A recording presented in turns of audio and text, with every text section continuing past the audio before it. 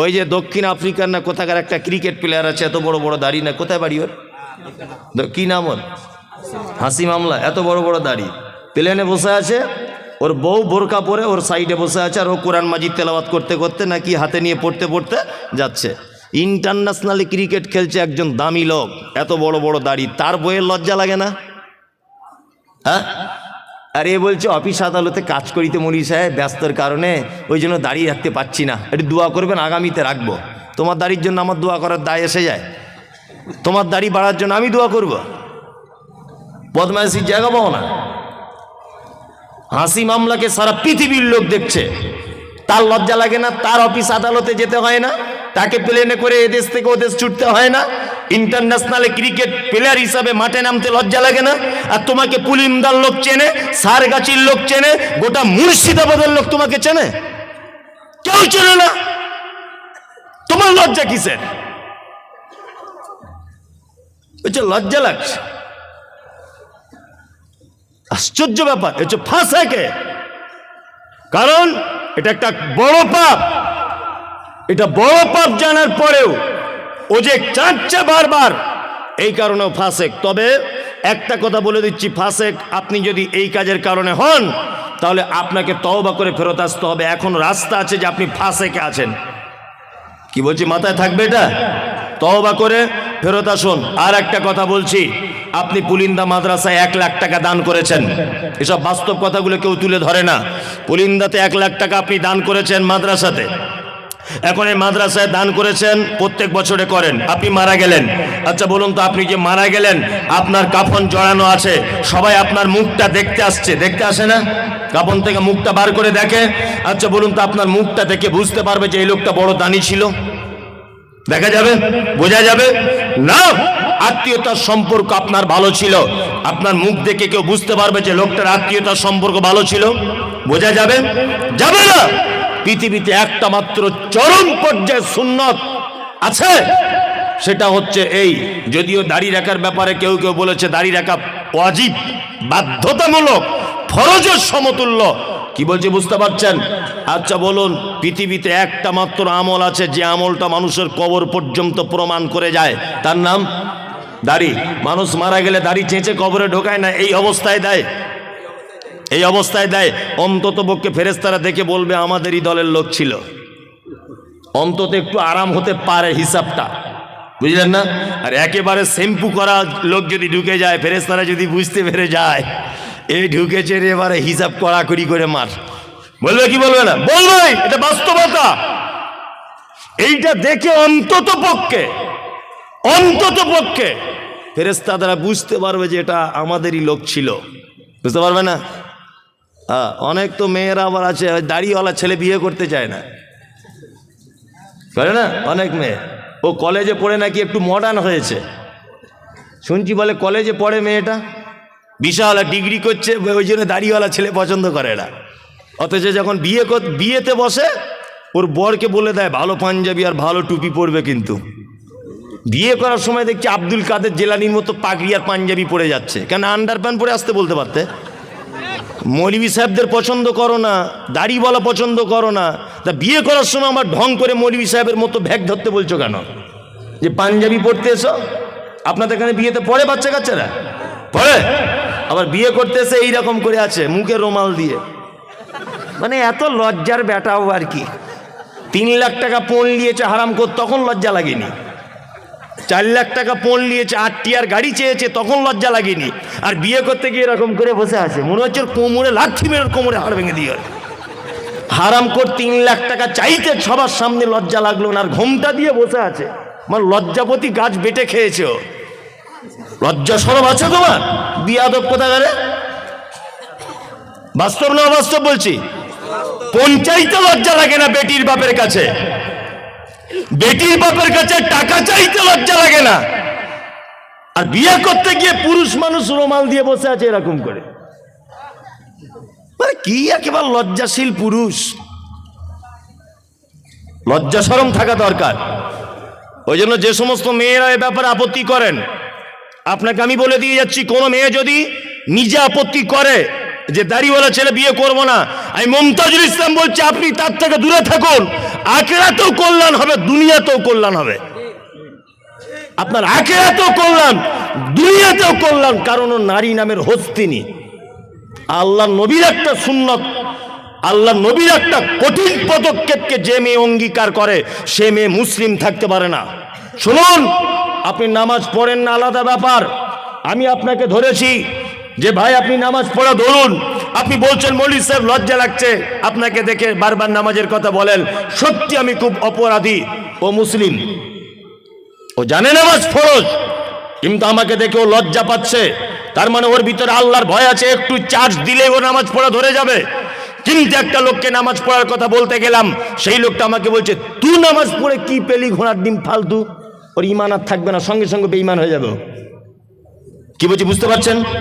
এই লোকটা নামাজ পড়ে না, একে আমি গিয়ে বলছি চাচা একটু নামাজ পড়ুন, তখন বলছে মৌলভী সাহেব পড়তে পারছি না, কাজের চাপে খুব লজ্জা লাগছে, ইনশাল্লাহ চেষ্টা করব। ও মুসলিম, ও কি মুসলিম?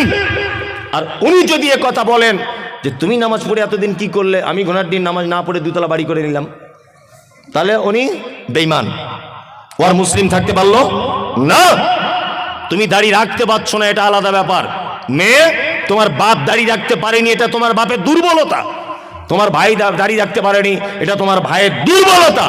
কিন্তু তোমাকে যে ছেলে বিয়ের কথা বলতে এসেছে, তোমাকে যে ছেলে বিয়ের কথা বলতে এসেছে, তার যদি দাড়ি থাকে, সে তো মুহাম্মদ সাল্লাল্লাহু আলাইহি ওয়াসাল্লামের পদ্ধতিতে দাঁড়িয়ে রেখেছে। তুমি যে তাকে ঠাট্টা করলে, বিদ্রুপ করলে, বিবাহের জন্য অপ্রয়োজন মনে করলে, আমি তো মনে করি ওই দাড়ি থাকা ছেলেটাকে যদি অপমান করে বাড়ি পাঠায় বা দাড়ি আছে বলে যদি বিয়ে না বসতে চায়, তাহলে ওই মেয়েটাও ঠিক তেমন বেঈমান হয়ে যাবে। কারণ ও একটা চরম হাদিসকে অপমান করার কারণে।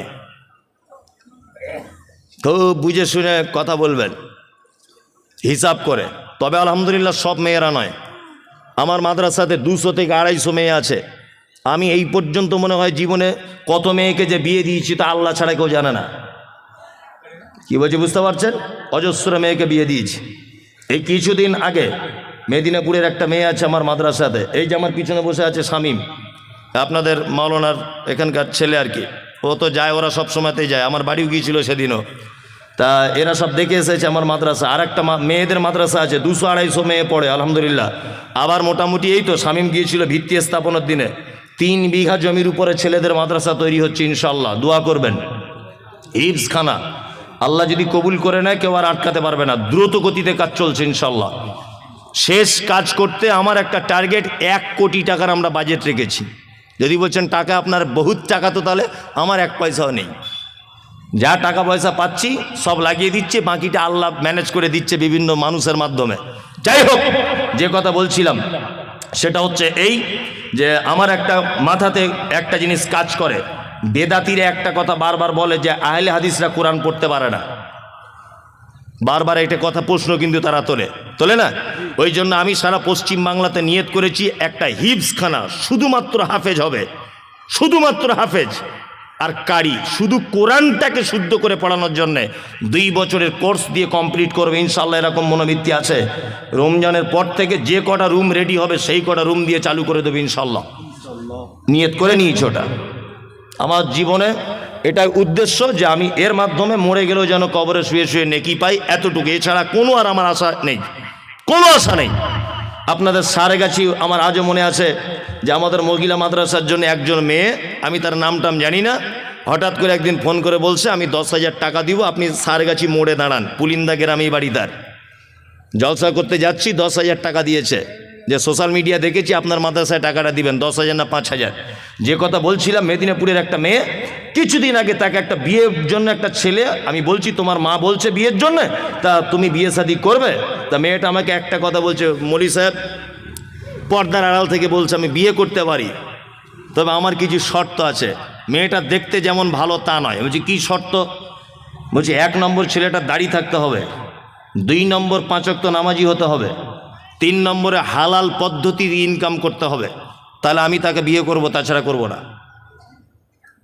তার মানে বুঝতে পারলাম এখন ইমানদারিনী নারী আছে পৃথিবীতে, আছে না? আছে, আছে।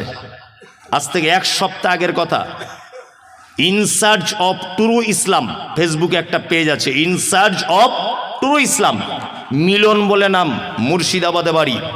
ছেলেটাকে জিজ্ঞাসা করবেন তার প্রমাণ। আজ থেকে 2 মাস আগে একটা মেয়ে ইসলাম গ্রহণ করেছে, ইসলাম গ্রহণ। মেয়েটা আমাকে ফোন করেছে, করে বলছে যে হুজুর, আমি আপনাদের বক্তব্য শুনে অনুপ্রাণিত হয়ে ইসলাম গ্রহণ করলাম গোপনে, বাড়িতে কেউ জানে না। মেয়েটা বিয়ে পড়াশুনো করছে কলেজে, খুব সুন্দরী, চরম সুন্দরী মেয়েটা দেখতে। তা আমাকে বলছে হুজুর, আমি বিয়ে শাদি করবো লুকিয়ে, আমাকে একটু বিয়ের ব্যবস্থা করে দেন, আমার বাড়ি থেকে জানতে পারলে আমাকে জবাই করে দিবে, আমাকে জবাই করে দিবে। সেই মেয়েটাকে আজ থেকে 5 দিন আগে আপনাদের বহরমপুরে একটা ছেলের সঙ্গে বিয়ে দিলাম। তা মেয়েটাকে বলছি কেমন ছেলে পছন্দ? তা মেয়েটা বলছে দাড়িওয়ালা ছেলে হতে হবে, 5 ওয়াক্ত নামাজ পড়তে হবে, হালাল ইনকাম করতে হবে, গরিব হলেও চলবে, ঘর বাড়ি থাক আর না থাক। মানে মেয়েটা এত সুন্দরী, যদি বলছেন আপনি দেখলেন কি করে? সত্যি বলতে ও আমাকে দেখার জন্য একটা ছবি পাঠিয়েছিল যে আমি এই মেয়েটা, সেটা দেখে আমি একটা অনুভব করলাম। দেখুন, একজন হিন্দু নারী 2 মাস ইসলাম গ্রহণ করেছে, তার মনের ভিতরে ইসলামের কত ভালোবাসা জন্ম হয়েছে বলে নারী এই কথা বলতে পারছে দাড়িওয়ালা ছেলে ছাড়া বিবাহ করবো না। আপনাকে ফোন নাম্বার দিতে পারি, তার বরের কথা বলবেন যে ঘটনা সত্য না মিথ্যা। বাড়ি থেকে বার হয়ে চলে এসেছে, হিন্দু মেয়ে মুসলিম হয়েছে, ইসলাম গ্রহণ করেছে, তার সমস্ত কোর্টের ডকুমেন্টস রয়েছে, মুসলিম একটা ইমানদার ছেলে তাকে স্ত্রী হিসাবে গ্রহণ করেছে। ভালো নারী নেই এ কথা বলবো না, তবে যত খারাপই আমাদের যারাই কলেজে পড়ছে আর যারা বড় ডিগ্রি করতে যাচ্ছে, ফ্যাশন হয়েছে, এরা বলছে আমাদের আর পছন্দ হচ্ছে না, আমাদের আর পছন্দ হচ্ছে না। কি বলছি বুঝতে পারছেন? দূরে থাকবেন। আল্লাহ তুমি আমাদের ফাসিকি থেকে বাঁচার তৌফিক দান করো, আমিন বলুন, আমিন। চলুন আর একটা ব্যাখ্যা করে দিই, তারপরে আর একটা করব, সেটা হচ্ছে মুশরিক। নাম জানেন মুশরিক? মুশরিক, মুশরিককে শিরিক করে, উনি ভালোই বলতে পারছেন, শিরিক করে মুশরিক। এবার আপনাকে একটা কথা বলে দিচ্ছি, শুনে এখানে, এ কথা বললে তো আরও আপনি আশ্চর্য হবেন। হিন্দু, মুসলিম, জৈন, খ্রিস্টান, হাঁড়ি, চুয়ার, চামার, বাগদি, ছুতর, মেথর, পৃথিবীতে যত জাতির মানুষ বসবাস করে, যত ধর্মের মানুষ বসবাস করে, কোনো ধর্মের ভিতরে মুশরিক বর্তমানে খুঁজে পাওয়া খুব মুশকিল। হিন্দু, এদের ভিতরে মুশরিক নেই। খ্রিস্টান, এদের ভিতরে মুশরিক নেই। ইহুদি, এদের ভিতরে মুশরিক নেই। হিন্দু বর্তমানে যারা, তাদের ব্যাপারে কোরআন মাজিদে শব্দ এসেছে সাবেঈ। সাবেঈ হচ্ছে তারা। কারা? সাবেঈ হচ্ছে তারা যারা এক আল্লাহকে আল্লাহ বলে মানে, তারপরেও বিভিন্ন দেবদেবীর আলাদা আলাদা ক্ষমতা আছে এটা মানে, এরা হচ্ছে সাবেঈ। একটা হিন্দু ভাইকে জিজ্ঞাসা করবেন এত বৃষ্টি হচ্ছে কে দিচ্ছে, ও এক চান্সে বলবে বৃষ্টি দিচ্ছে উপরওয়ালা, বলবে না? তার মানে ও জানে উপরে একজন আছে। তারপরেও দেখবেন ও লোহা লাকড়ির ব্যবসা করে, কি পূজা করে? বিশ্বকর্মা। তার মানে ওর এটা ধারণা যে লোহা লাকড়ির ডিপার্টমেন্টটা বিশ্বকর্মার হাতে আছে। আরে কলেজের স্টুডেন্ট, স্কুলের স্টুডেন্টরা কি পুজো করে? সরস্বতী। সরস্বতীকে বলা হয় বিদ্যার দেবী। তার মানে বাপ মা তার চাপ মা মেয়েকে বলে দেয় এটা তুমি সরস্বতীর পূজা করবে, কারণ এটা হচ্ছে বিদ্যার দেবী, তুমি ভবিষ্যতে মাইকেল মধুসূদন দত্ত হতে পারবে, কারণ এর ডিপার্টমেন্টটা এর হাতে আছে। এ হচ্ছে কি? সাবেঈ। মুশরিককে মুহাম্মদ সাল্লাল্লাহু আলাইহি ওয়াসাল্লামকে বলা হচ্ছে আপনি জিজ্ঞাসা করুন তাদেরকে রাত এবং দিনের বিবর্তনের মালিককে। এক চান্সে তারা বলবে আল্লাহ। সুস্থতা অসুস্থতার মালিককে? আল্লাহ।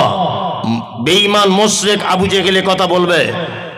আল্লাহ নবী সাল্লাল্লাহু আলাইহি ওয়াসাল্লাম যখন বলছেন কি ব্যাপার, রাত দিনের মালিক আল্লাহ, এ কথা আপনি বললেন, সুস্থতা অসুস্থতার মালিক আল্লাহ, এ কথা আপনি বলছেন, তাহলে কেন আপনি আল্লাহকে ডাইরেক্ট ডাকতে পাচ্ছেন না? আবু জেহেল তখন বলছে মোহাম্মদ শোনো, বেশি ফটর ফটর করিও না, সব কিছুর মালিক আল্লাহ এটা আমি জানি, কিন্তু তোমার আল্লাহকে ডাইরেক্ট পাওয়া যাবে না। আল্লাহকে পেতে গেলে 360টা দেবদেবীর মাধ্যমে পেতে হবে। তার মানে বোঝা যায় যারা আল্লাহকে ডাইরেক্ট পাওয়া যাবে না এই ধারণা রাখে, আর 360টা দেবদেবীর মাধ্যমে আল্লাহকে পেতে হবে এই ধারণা যারা রাখে, এরা কি? মুশরিক। মুশরিক হিন্দুর ভিতরে নেই, খ্রিস্টানের ভিতরে মুশরিক নেই, কোন জাতির ভিতরে মুশরিক নেই। বর্তমানে মুশরিক গিজ গিজ গিজ গিজ গিজ গিজ করছে মাথার উকুনের মতো নামধারী মুসলিমদের ভিতরে। আজ পর্যন্ত পশ্চিম বাংলার কিছু মুসলমান তাদের দাবি আল্লাহকে ডাইরেক্ট পাওয়া যায় না, আমাদের হুজুরের মারফতে তবে আল্লাহকে পেতে হয়। দাবি নেই, এরা কি মুশরিক। এই দেখুন আল্লাহ তাআলা মুশরিকদের ব্যাপারে সূরা তাওবা আয়াত নম্বর 114 আল্লাহ তাআলা বলছেন, মা কানা লিন নবিয়্যি ওয়াল্লাযীনা আমানু আন ইস্তাগফিরু লিল মুশরিকিন। নবী এবং ইমানদারদের জন্য উচিত নয় যে মুশরিকদের জন্য ক্ষমা প্রার্থনা করবে। এই মুমতাজুল ইসলাম বলছি, যারা মাজার পুজো করে, যারা পীর পুজো করে, ওদের জানাজা তো দূরের কথা, ওদের জন্য দোয়া পর্যন্ত করা যাবে না, কারণ ওরা মুশরিক। অবশ্যই ওরা মুশরিক, ওরা মুসলিম নয়। আল্লাহ তাআলা বলছেন, ওয়ালাউ কানু উলি কুরবা, যদিও তারা তোমার নিকট আত্মীয় হয় তবুও তাদের জন্য ক্ষমা প্রার্থনা করা যাবে না। আমাদের বেটা বেটিদের বিয়ে শাদী দেওয়া হচ্ছে না, হচ্ছে তো। বেটির বিয়ে ঘটক ছেলে দেখেছে, ঘটক সাহেব এসে বলছে ছেলে খুব ভালো, বলছে কি করে, বলছে স্কুল মাস্টার। মেয়ের বাপ তখন বলছে আলহামদুলিল্লাহ, আমি তো এরকম ছেলেই চাইছিলাম। তা আর একজন এসে তখন বলছে যে ঘটক সাহেব, আবদুল্লাহ ভাই, তুমি বেটিটা যেখানে বিয়ে দিচ্ছ ওরা মাজার পূজারি গো, পীর পূজারি। তখন বলছে তোমাদের যত সব পীর ফই এইসব, ছেলে চাকরি করে সেটা আগে দেখো, তাই না? চাকরি করে সেটাকে দেখো। আল্লাহর ভাষা ওয়ালাউ কানু উলি কুরবা, মুশরিক, মাজার পূজারি, ঠাকুর পূজারি, এরা যদি তোমার নিকট আত্মীয় হয় তবুও তাদের সঙ্গে কোনো সম্পর্ক রাখা যাবে না। খুব সাবধানে থাকবেন। চলুন, এতক্ষণ পর্যন্ত খারাপ লোকেদের পরিচয় করিয়ে দিলাম, এবার আপনাদেরকে পরিচয় করিয়ে দিব ভালো মানুষের সঙ্গে, তার নাম মোমেন। যারা বসে আছেন মোমেন হতে চান সবাই সবাই ইনশাআল্লাহ, ইনশাআল্লাহ। 12টা বেজে গেছে তো মানুষের আর বসে থাকতে চাইবে না, তবুও মানুষ থাকবে আলহামদুলিল্লাহ। চালাবো নাকি? হ্যাঁ চালাই, চলুন, কোনো সমস্যা নেই। আমার টাইম দেয় 1টা পর্যন্ত, এরপরেও আর একটা বক্তা। যারা উঠবেন হিসাব করে উঠবেন। চলুন এবার মোমেনের পরিচয় দিই। মোমেনকে, হ্যাঁ ঠিক বলে দিয়েছে, আমি তখনই করব। মোমেনের কথা বলে দিই। এক, আল্লাহ বলেন, ইন্নামাল মুমিনুনা আল্লাযীনা ইযা যুকিরাল্লাহু ওয়াজিলাত কুলুবুহুম ওয়া ইযা তুলিয়াত আলাইহিম আয়াতুহু যাদাতুহুম ঈমানা ওয়া আলা রাব্বিহিম ইয়াতাওয়াক্কালুন। আল্লাহ মুমিনের পরিচয় দিচ্ছেন। মোমেনকে আল্লাহ বলছেন, মোমেন তারা যারা পাপ করে, অন্যায় করে, খারাপির মধ্যে লিপ্ত থাকে, তারপরেও যখন তারা আল্লাহর ভয় তাদের অন্তরের ভিতরে চলে আসে, তারা তখন ভয়ে থরথর করে কাঁপে। 2, আল্লাহ বলে মোমেনের দ্বিতীয় গুণ, আয়াতুহুম যাদাতুহুম ঈমানা ওয়া আলা রাব্বিহিম ইয়াতাওয়াক্কালুন। দ্বিতীয় নম্বরের মোমেন হলো তারা, আল্লাহ বলে যাদের সামনে কোরআনের আয়াত তেলাওয়াত করা হলো, তাদের ঈমান, কোরআনের আয়াত শুনলে যেন ঈমান বেড়ে যাবে। আয়াত শুনলে ঈমান কি হবে?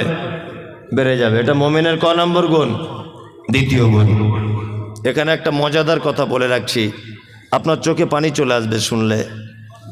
আচ্ছা, এখানে হাজি সাহেব কেউ আছেন? কে হাজি সাহেব? কেউ নেই।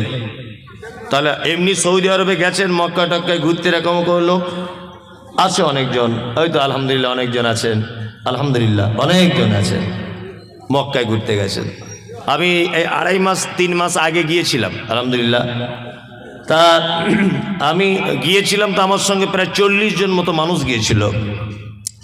উত্তর দিনাজপুরের একজন চাচা গিয়েছিলেন, নিরক্ষর লোক, লেখাপড়া টেখাপড়া জানে না, কিছু বাংলাও জানে না, আরবি উর্দু হিন্দি কিচ্ছু বুঝে না, চাষি লোক। আমি যখন কাবাতে যখন তওয়াফ করছিলাম, চাচা আমার জামার কলারটা এইভাবে টেনে ধরে রাখছিল, তাই বারবার বলছি, চাচা তুমি আমার জামার কলার কেন ধরছো? হ্যাঁ, বলছি এত লোক যদি হারিয়ে যায়, আমার 3 বিঘা জমি ধান চাষ করা আছে, কি হবে তাহলে? শুধু এই টেনশন। আমি বলছি তুমি মরিবে কি বাঁচবে এটা দেখো, ও 3 বিঘা জমি ধান লাগানো আছে, ওই টেনশন ওর মক্কাতে ঘুম হয় না। কি ভাবলাম বুঝলেন? আল্লাহ তাহলে তুমি ধান যখন লাগানো আছে তুমি এলে কি করতে? হে যাই হোক, ভীতু লোক। তা কাবার প্রথম ইমাম আব্দুর রহমান আস-সুদাইস বেশিরভাগ মাগরিবে আর এশাতে বা এশাতে ফজরে তিনি নামাজ পড়াতেন। আল্লাহু আকবার। উনি যখন কোরআন তেলাওয়াত করতেন, Ethiopia, Tanzania, German, Japan, France, Kuwait, পৃথিবীর যে ভাষাভাষী মানুষ হোক না কেন, চোখ দিয়ে পানি পড়তে লাগতো।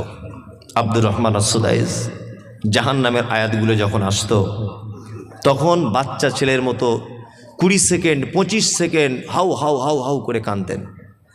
জাহান নামের আয়াতগুলো যখন আসতো, ফজরের নামাজ পড়ছি, রাত 10টার সময় তওয়াফ শুরু করতাম। দিনের বেলা ভিড় হতো বলে আমরা যেতে পারতাম না। রাত 10টা থেকে ফজর পর্যন্ত তওয়াফ করতাম কাবাতে, আল্লাহ করিয়েছে। যাই হোক, তা তওয়াফ করতে করতে ফজরের যখন আজান হয়, ওই সঙ্গে সঙ্গে সব লোক ঘুরে কাতারে দাঁড়িয়ে যায়। ঠিক বলছি তো? কাতারে দাঁড়িয়ে যায়। আমি দাঁড়িয়ে আছি, আমার পাশে ওই যে উত্তর দিনাজপুরের চাচা দাঁড়িয়ে আছে। নামাজ শুরু হয়েছে, আল্লাহু আকবার। সবাই হাত বেঁধে দাঁড়িয়ে গেল। কাবার প্রথম ইমাম আব্দুর রহমান আস-সুদাইস তিনি জাহান্নামের আয়াত তেলাওয়াত করছেন। আর আয়াত তেলাওয়াত করতে করতে তিনি যেন বাচ্চা ছেলের মতো করে কাঁদছেন। আমি কোরআনের একটু অল্প কিছু বুঝি, আমার চোখ দিয়েও পানি চলে এলো। আমিও বাচ্চা ছেলের মতো ডুকরে ডুকরে কাঁদতে লাগলাম। আমার পাশের চাচা কোরআন বোঝে না, বাংলা ভালো করে পড়তে জানে না, অশিক্ষিত লোক। চাচাও দেখছি ডুকরে ডুকরে কাঁদতে শুরু করে দিল। নামাজ শেষ হয়ে গেল। কাবা থেকে জমজমের পানি পান করে যখন ফাঁকে বার হয়ে গেলাম, চাচাকে ডেকে বললাম, চাচা সত্যি করে বলো দেখি, কাবার ইমাম আরবি ভাষী মানুষ, তিনি কোরআনের আয়াত বুঝতে পেরেছেন তাই কাঁদছেন। আমি মুমতাজুল 2 পাতা পড়া আলেম, আমি ব্যাপারটা বুঝতে পারলাম, এই জন্য চোখ দিয়ে পানি চলে এলো। তোমার কেন চাচা চোখ দিয়ে পানি চলে এলো বলো? চাচা তখন বলছে, বেটা মুমতাজুল, 70 বছর আমার বয়স, আমি 50 বছর যাবত আমাদের গ্রামের মসজিদে নামাজ পড়ি, কিন্তু কোরআন শুনলে অন্তর গলে না। কিন্তু আজকে আশ্চর্য ব্যাপার, কাবা শরীফে নামাজ পড়তে এলাম, আর কাবার ইমামের তেলাওয়াত শুনে আমার চোখ দিয়ে পানি বার হয়ে গেল। আমিও বাচ্চা ছেলের মতো ডুকরে ডুকরে কেঁদে দিলাম। আমার আল্লাহর কোরআনের আয়াতের কথা মনে হলো। আল্লাহ বলে, আয়াতুহুম যাদাতুহুম ঈমানা ওয়া আলা রাব্বিহিম ইয়াতাওয়াক্কালুন। মুমিন হলো তারা, তাদের সামনে যখন কোরআনের আয়াত তেলাওয়াত করা হয়, তাদের ঈমান তখন বেড়ে যায়। চাচা তুমি কোরআন জানো না, তুমি কোরআন পড়তে জানো না, কিন্তু তুমি 1 লক্ষ টাকা খরচা করে কাবায় চলে এসেছো। তোমার ঈমানের পরিপূর্ণতা লাভ করেছে, তোমার ঈমান কাজ করছে। ওই জন্য চাচা আমার গলা ধরে হাউ হাউ করে বলছে, কাঁদছে আর বলছে, বেটা মুমতাজুল, তুমি আমার বেটার থেকে অল্প বয়সের, কিন্তু কোরআন শুনলে যে চোখ দিয়ে পানি চলে আসে, আজকে তার জ্বলন্ত প্রমাণ পেলাম। ওই জন্য বলি বন্ধু, টাকা দার্জিলিং এ গিয়ে নষ্ট না করে দিয়ে, গ্যাংটকে গিয়ে নষ্ট না করে, ওই আপনার সুন্দরবন বেড়াতে গিয়ে টাকা নষ্ট না করে, একবার অন্তত পক্ষে 80-90 হাজার টাকা খরচা করে কাবায় চলে যান, আপনার ঈমান বেড়ে যাবে। আল্লাহ বলছে, মুমিন তারাই তো মুমিন যাদের সামনে আমার কোরআন তেলাওয়াত করা হবে, ইমাম সাহেব তেলাওয়াত করবে, পিছনে মুসল্লি দাঁড়িয়ে থাকবে, আর তার ঈমান যেন আস্তে আস্তে করে বেড়ে যাবে। আমাদের ঈমান বাড়ে। ফজরের সময় 2টা আয়াত যদি ইমাম সাহেব বেশি করে যদি তেলাওয়াত করে দেয়, তা মুসল্লিরা ঝামেলা লেগে যায়। ঝামেলা লেগে যায় না? ঝামেলা লেগে যায়। আল্লাহ বলে, মুমিন তারা ওয়া আলা রাব্বিহিম ইয়াতাওয়াক্কালুন। মুমিনের 3 নম্বরের গুণ খায়রিকি অশাররিকি মিনাল্লাহি তাআলা। মুমিন যা কিছু হবে আল্লাহর উপরে ভরসা করবে। মুমিন কার উপরে ভরসা করে? আল্লাহর উপরে। হায়াত মওতের মালিক কে? আল্লাহ। রুজির মালিক আল্লাহ। দোকান করেছে, ঈমান আছে তো? দোকান করেছে, দোকানের পিছনে দেখছি একটা তাবিজ ল্যামিনেশন করে টাঙানো আছে, তাই না? তা চাচা তোমার তাবিজ কি ব্যাপার? বলছি বেচাকেনায় বরকত হবে। তাই বলছি কে দিয়েছে? বলছি আমাদের হেড মাওলানা দিয়েছে। বোঝানোর জন্য বলছি। তাই হেড মাওলানা যদি এত বরকতের তাবিজ দেওয়া শিখে গেছে, তা তাবিজটা নিজের কাছেই রাখতে পারে। এত বরকতের জিনিস বিচি দিলে কি করে? হ্যাঁ, ঈমান আছে তো? 4টে আংটি পড়েছে যুবক ছেলে, 4 রকমের কোয়ালিটির পাথর।